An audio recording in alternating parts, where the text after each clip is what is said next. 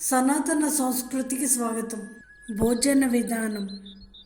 భోజనం చేసేటప్పుడు స్పూన్స్, ఫోర్క్తో కాకుండా పద్ధతిగా చేతితో కలుపుకొని తినాలి. అన్నాన్ని ముందుగా నీటితో శుద్ధి చేసుకొని చేతితో తినటం వల్ల చేతిలో ఉన్న శక్తి తరంగాలు అన్నం జీర్ణమయ్యేలా చేస్తాయి.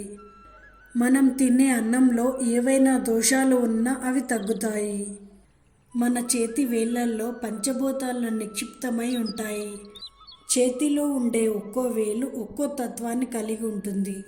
బొటన వేలు అగ్నితత్వం, చూపుడు వేలు వాయుతత్వం, మధ్య వేలు ఆకాశతత్వం, ఉంగరపు వేలు భూమితత్వం, చిటికెన వేలు జలతత్వం. ఈ 5 వేల స్పర్శ ఆహారానికి తగిలినప్పుడు జీవశక్తి ఉత్తేజితం అవుతుంది.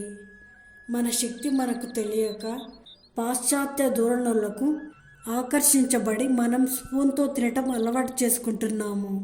అందుకే తినే పదార్థాలు శుద్ధి కాక మనకు అనారోగ్య సమస్యలు వస్తున్నాయి.